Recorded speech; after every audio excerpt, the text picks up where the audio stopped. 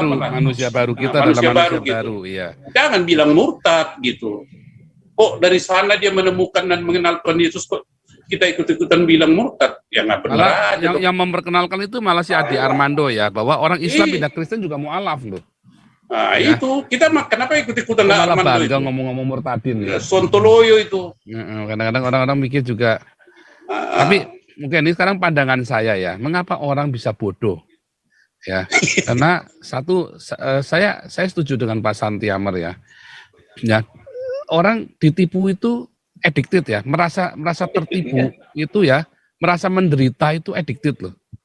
Iya betul. Ya, makanya Anda kalau pergi kemana-mana, kalau lagi ada orang curhat, orang pokoknya balapan curhat, pokoknya siapa yang paling menderita, lomba siapa yang paling menderita. Oh, kamu belum apa-apanya saya, coba saya ngalami begini. Ya kan, orang itu seneng merasa edit. Terus coba lihat ya, kalau lagi cerita, pokoknya dia tuh rasanya dia yang paling menderita di dunia ini. Terus dia tuh suka sekali kalau menderita. Matanya orang kalau lagi menderita, diajak ayo bangkit, nggak mau. Kenapa? Karena memang orang itu suka menderita. Banyak orang senang menderita. Padahal mulutnya bilang nggak suka, tetapi sebenarnya dia menikmati penderitaan ketika ada orang ngasih perhatian. Aduh, kamu gimana? Kamu kasihan ya. Nah, kalau saya ngamatin ya, banyak orang-orang yang korban-korban seperti ini ya. Mereka tuh kalau merasa tertipu, terus mereka tuh rasanya terus baru merasa hidup. Mereka senang ditipu, mereka senang dirugikan, mereka senang dikerjain kayak gini. Apalagi kalau terus atas nama Allah. Ya, mereka nggak akan nanya, oh nanti Allah yang akan membalas. Ya kan? Dalam pemikirannya kan begitu, Allah yang akan membalas. Tetapi kan hati nggak terima. Ya. Makanya kalau udah agama-agama gini, ya si penipunya juga seneng, si yang ditipu juga seneng. Oh nggak yang Kristen, nggak yang Islam. Hanya bedanya di dalam Kristen ada ayatnya kita disuruh kritis. Makanya jarang sekali ada kayak ginian di dalam Kristen. Jarang sekali. Ada satu dua, biasanya gereja karismatik. Karena gereja karismatik disuruh imani saja kan. Nyamperin urusan orang, tapi saya nggak percaya karma ya. Bercanda. Oke, nih Yesus Savior dulu nih, Yesus Savior, silakan. Halo, malam Pak Paul. Malam Yesus Savior. Aduh, jadi terpaksa saya mau ikut masuk ini. Biasanya cuma dengerin gimana aja. Nih? Soalnya ketawanya Pak Paul bikin saya jadi angel. Angel, wis angel. Mumet. Mikirin kadrun di Indonesia tuh mumet Pak Paul. Nggak masuk di akal sehat soalnya. Semua perbuatannya tuh luar biasa. Disebut, ya itu tadi Pak Santi Amer kasar banget ya, goblok. Baru kali ini Pak Santi Amer ngamuk. Baru dengar saya biasanya halus-halus bahasanya sopan. Jadi Batak Jawa di Santi Amer hari ini jadi Batak beneran dia. Jadi Batak campur Jawa tadi, jadi sadis. Tapi ya memang begitu ya adanya kayaknya ya. Jadi saya mau ikut gubrak-gubrak nih kalau soal gininya. Soalnya memang betul-betul bodoh banget. Itu yang mengingat pada beberapa hari yang lalu Pak Paul soal iman dan apa tuh, iman dan hikmat ya. Itu kan kita kayak kalau kita di Kristen juga kan kita iman ada, tapi hikmat juga seperti pada pendeta-pendeta sesat. Kita tahu kita nggak mau ikut kan, nggak karena misalnya kita udah seneng sama si pendeta Anu misalnya, seperti kepada sahabat Pak Paul misalnya Gilbert itu. Wah udah mati-matian didukung banget tuh. Udah tahu Gilbertnya gimana, tapi mereka tetap mendukung. Udah tahu dikasih tahu sama Pak Paul bahwa begini-begini, ya tetap aja malah marah ke Pak Paul. Ngamuk, ya kan? Ini sama. Ini wah, kadrun ini sama Pak. Contohnya misalnya di Jakarta DKI. Udah tahu sih Anies itu gerburinya seperti apa. Tukang bohong nomor 1, cuma pintar ngomong, kerja nggak ada. Tapi masih tetap kok Pak, jadi tetap pendukungnya itu, Anies itu udah dewa lah buat mereka. Kok otaknya nggak jalan ya, saya heran. Mereka tuh nggak punya hikmah, nggak berpikir loh. Ini, aduh, makanya bingung. Ya itu kan banyak sekali terus ketipu terus kan. Jadi berapa kali ya itu yang tadi sudah sama-sama dibahas ya. Yang ya terakhir ini ACT, yang lalu apa namanya, banyak sekali lah. Belum lagi masalah ini, itu Pak, kan kejadian lagi di Jombang itu Pak.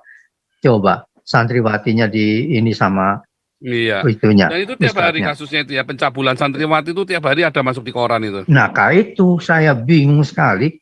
Itu malah dibela lagi sama papanya itu, bapaknya si ustadz yang cabul itu.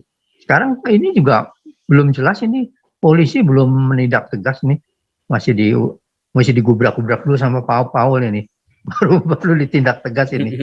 Wah, wis pokoknya angel, mumet mikirin. Angel, mumet, Angel nggak tahu mesti gimana ini. Ya begitu aja Pak Paul, pokoknya happy saya ketawa. Lanjut, Pak Santi Ahmad lagi Pak. Ayo. Ya. Instruksi Pak Paul sebentar. Boleh silakan, Mandi. Ini saya baru ingat. Ya, kita lihat internal kita aja gereja ya. Saya ada satu gereja Indonesia. Itu anak umur 14 tahun dicabuli gara-gara ngekos sekolah di Amerika, ngekos di rumah dia. Dia lagi dicariin nama FBI, itu lari ke Indonesia. Anyway, pertanyaan saya, dia ini udah tahu mencabuli anak umur 14 tahun. Tapi tiap minggu dia bisa naik mimbar khotbah. Nah, konklusi saya ini berarti dia ini nggak percaya Tuhan itu ada. Ini orang komunis kalau saya bilang.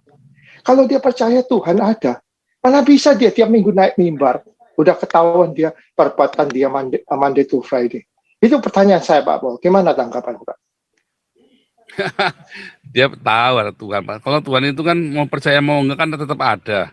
Mungkin dia bukan masalah percaya nggak percaya. Dia ngelihat banyak orang tolol, dia bisa manipulasi, Pak. Nah, Loh, tapi kan dia berani naik mimbar loh Pak tiap minggu. Ya berani saja, Tuhannya nggak ngapa-ngapain. Menurut saya mimbar itu kan. Iya Pak, tapi kan nggak disambal gledek kan? Hah? Apa dia lagi khotbah terus disambal gledek begitu kan enggak kan? Enggak. Iya.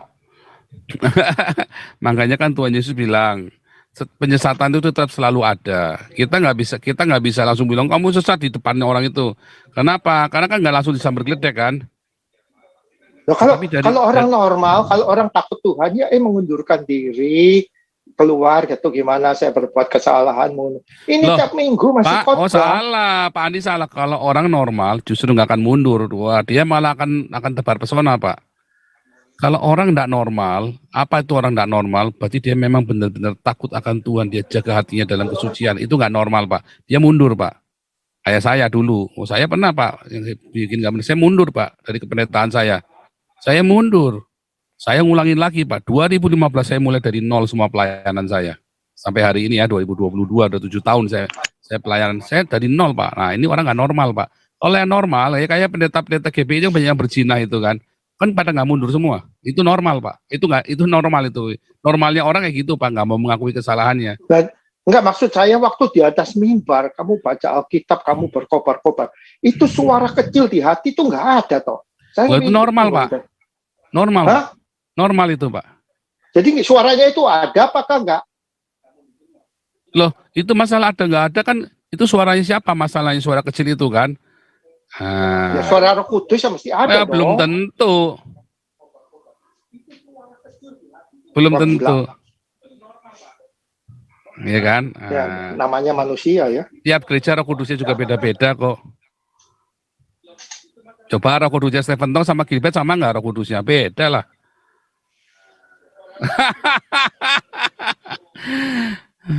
Maksudnya angel tenan. Angel pemikiran tiap orang memikirkan Roh Kudusnya sama, tapi tiap orang punya pendapat yang berbeda, tapi Roh Kudusnya tetap sama, Tuhan Yesusnya sama. Makanya kita nggak bisa saling nuduh orang lain sesat. Tetapi yang jelas kalau orang tidak berdiakonia itu sudah jelas sesat. Nah, kalau masalah hati nurani kita nggak bisa ngomong, Pak. Karena hati nurani orang, saya sudah diampuni kok, saya tadi malam berzina, tapi saya harus pagi-pagi minta ampun. Pasti diampuni. Kan ada gereja yang percaya sekali selamat, tetap selamat, dosanya ditanggung oleh Yesus, dosa hari ini, besok, dan selama-lamanya, itu ditanggung terus. Itu yang teologinya si Joseph Prince itu loh. Ya, jadi kan, pagi-pagi perjamuan kudus minta ampun deh. Iya, minta ampun dulu. Ya, hypergrace kan begitu, Pak. Ya itu kan? Pak Santi Ahmad tuh lihat tuh ketawanya sinis banget, Pak. Loh, kalau Pak Santi Ahmad ini nggak normal, Pak. Ini orang nggak normal, ini manusia nggak normal, Pak Santi Ahmad ini, Pak. Beda, Pak. Tanya aja nanti dia, nggak normal dia ini. Kita ini manusia-manusia nggak normal yang di sini, ya kan? Manusia nggak normal, coba bayangin, coba buronan di Peluni, nggak normal kan? Bisa aja Pak Paul. Iya kan? Udah tua, udah umur 40 lebih masih mainan medsos, itu nggak normal. Rata-rata di sini di atas 45 Pak di sini. Nah iya, masih mainan medsos, masih tebar pesona, masih dak karu-karuan, kan udah normal juga. Wah, itu tadi kan. Memang Saya di bawah 60. Wah, Aduh, ya Pak Santi Amar lagi, boleh Pak Santi Amar. Senyum-senyum sinis nih Pak Santi Amar nih. tapi nggak apa-apa Pak, asal senyumnya manis Pak. Iya, tadi kan kencing manis tadi.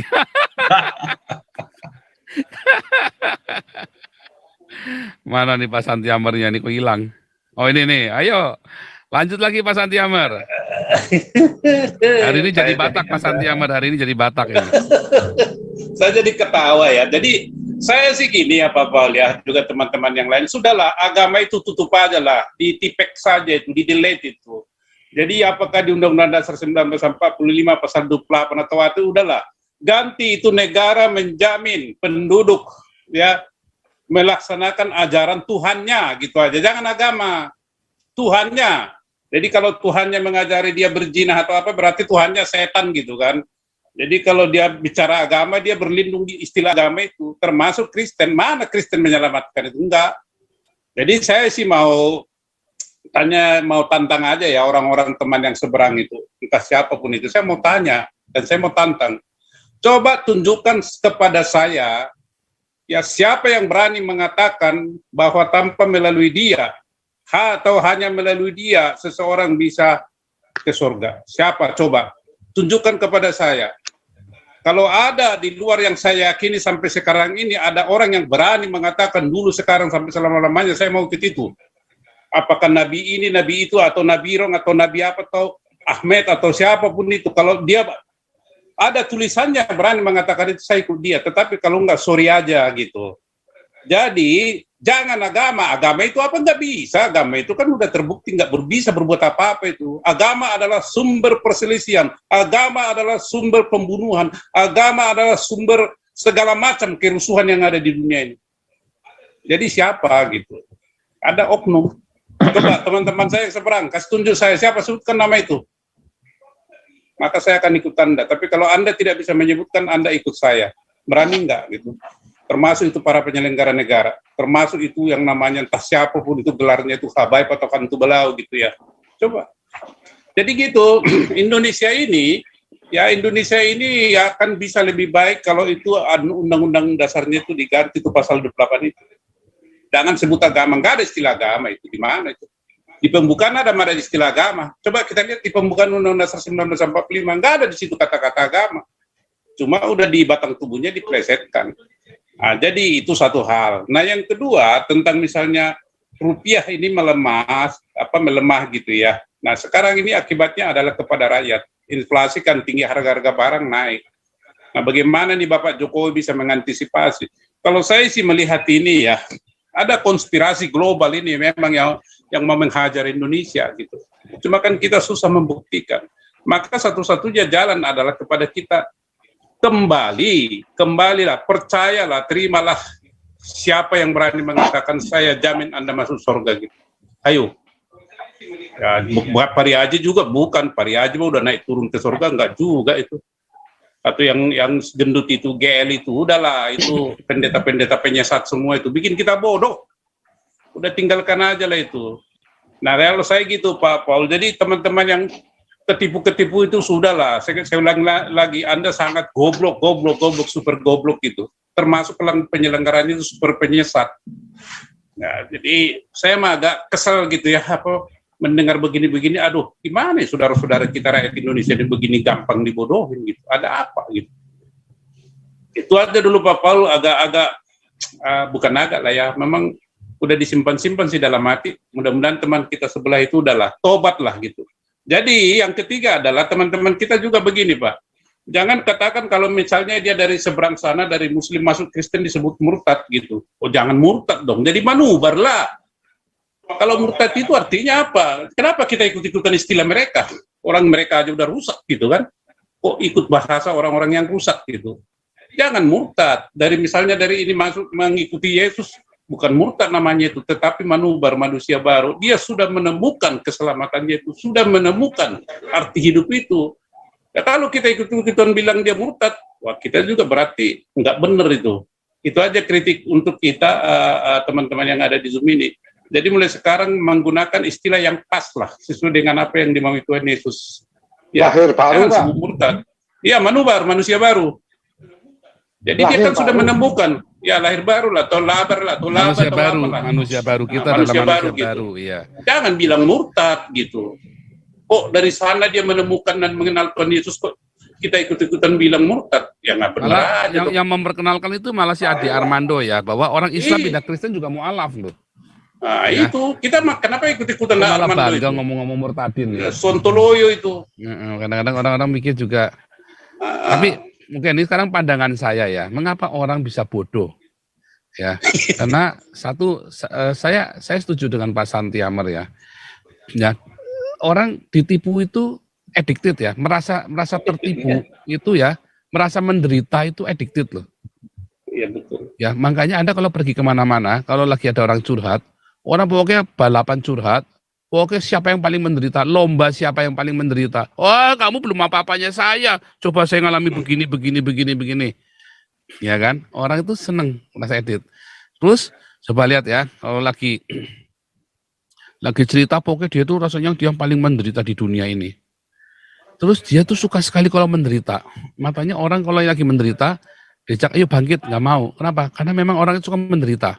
Banyak orang senang menderita. Padahal mulutnya bilang nggak suka, tetapi sebenarnya dia menikmati penderitaan ketika ada orang ngasih perhatian. Aduh, kamu gimana? Kamu kasihan ya. Nah, kalau saya ngamatin ya, banyak orang-orang yang korban-korban seperti ini ya.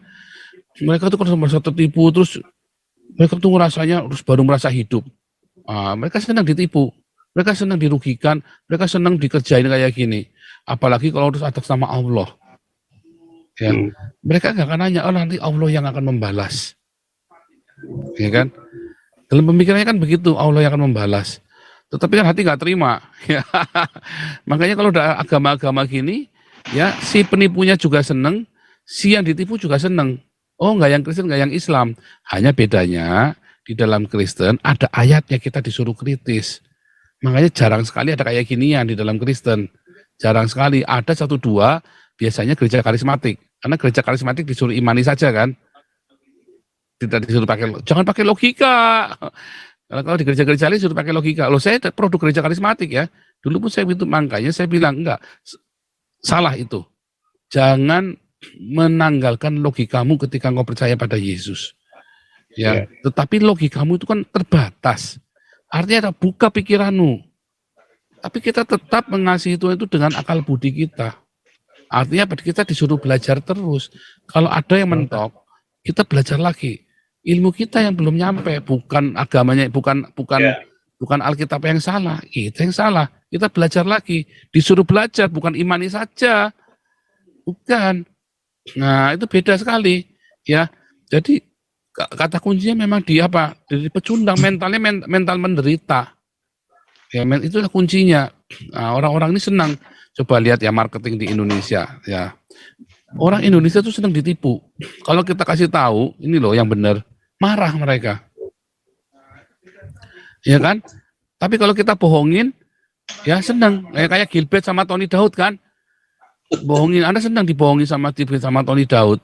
Anda begitu suruh, ayo diuji dulu. Oh jangan mencobai Tuhan Allahmu. Kunyuk kan ini orang Kristennya kan. Kunyuk lah, jangan mencobai Tuhan Allah kan kunyuk. Kalau nggak kunyuk apa? Bener nggak? Kita lagi ngajari Anda supaya kritis. Sedikit lagi Pak Paul. Iya Pak Andi. Ini loh, saya ini juga ini saya bingung ya. Ini kita bukan mengkritik agama lain, cuman saya ada teman setelah kita kebaktian ya Sunday service biasanya terus kita ayo makan di mana ngumpul makan di mana gitu ya. Nah, terus ini satu keluarga ini bilang nggak mau nggak bisa ikut. Kenapa? Oh saya harus ke gereja dong. Pulang ke gereja lagi. Enggak, maksudnya saya harus ikut misa yang jam 5. Jadi dia itu merasa bersalah, dia itu nggak ikut misa. Jadi setelah kebaktian nama kita, dia harus ikut misa jam 5. Nah, itu yang namanya saya bilang power ini, brainwashing, Pak Po.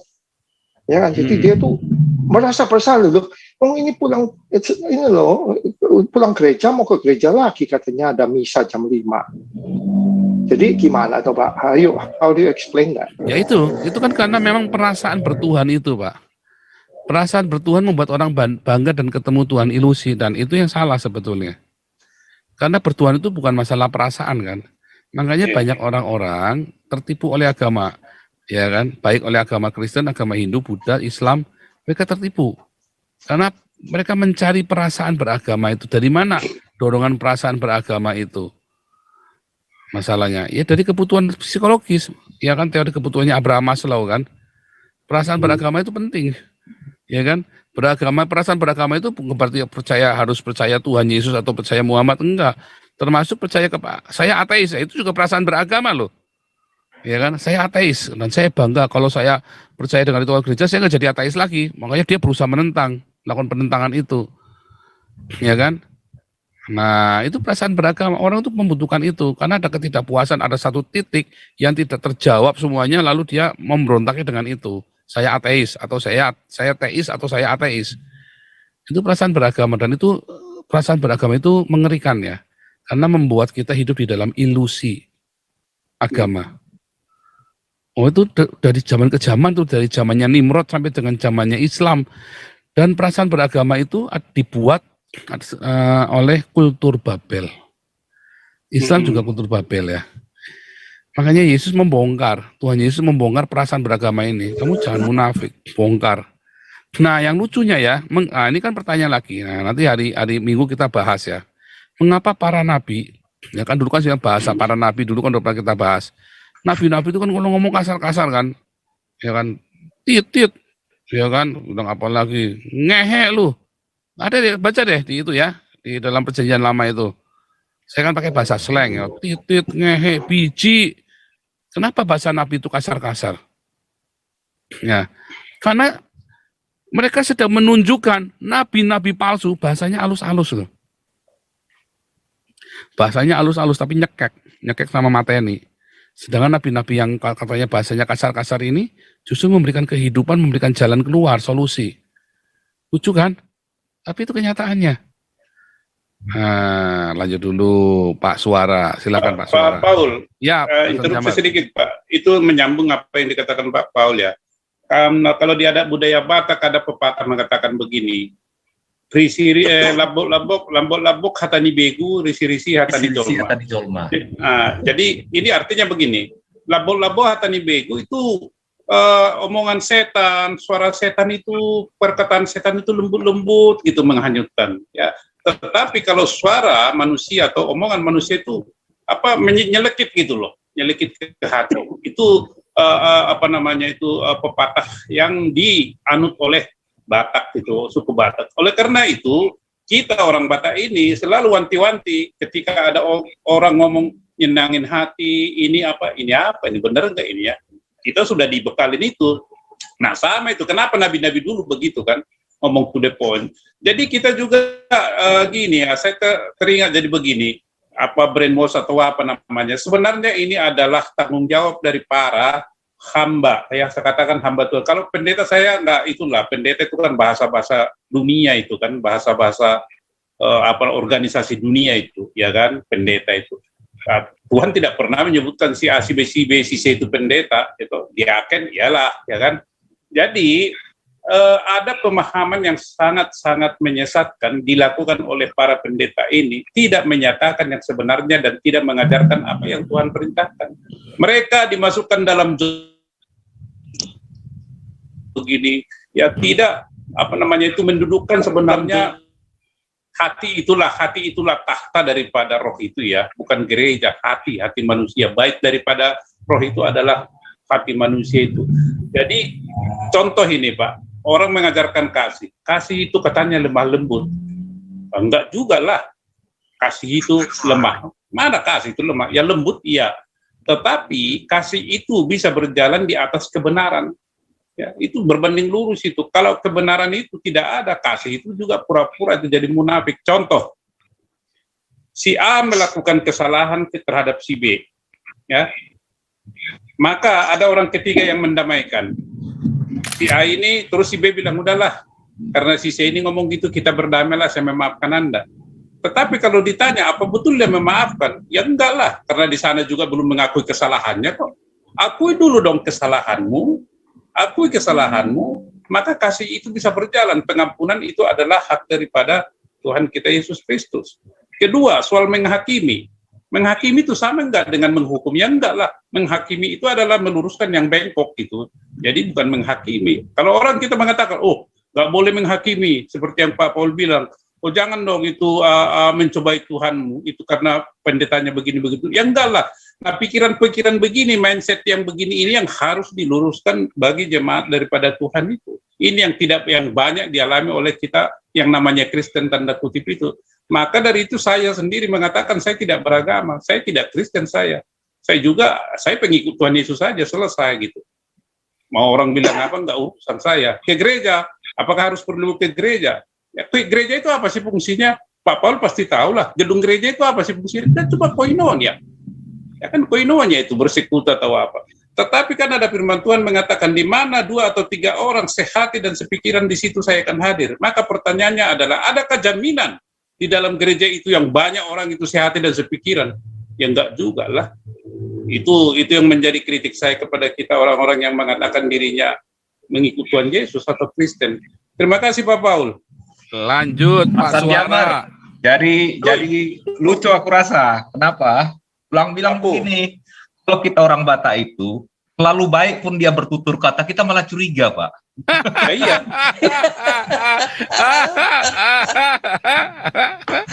Kalau orang terlalu baik ngomongnya, saya malah curiga, Pak. Itu dari kecil udah tertanam seperti itu gitu, Pak Santiamer gitu. Benar. Lebih bagus dia ini ngomongnya keras dan kasar gitu. Jadi kita bisa lihat ini maunya apa gitu kan. Iya. Tapi kalau terlalu Kasar sih. baik ngomongnya curiga kita. Kasar sih enggak Pak, tegas gitu. Kasar dengan tegas gitu. beda lah, tegas ya gitu. Beda lah. Tapi hari ini semangat sekali kelihatannya Pak Santiamer ini. Udah perlu kita Semangat kelaku sama sekali kita hari ini, Pak. nih. Entah baru makan apa dia ini. Di Medan dimakan bipang terus. Tiap Oh, di Medan makan iya, bipang terus ini. ya. Aduh. Ini makan bipang sambelnya pakai daun ganja nih pasti nih.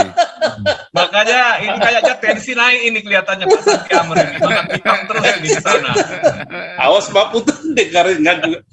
Tadi makan bipang, tiap hari makan bipang sama pangsit Pak Paul enak sekali. Luar biasa. Oke, Pak Suara.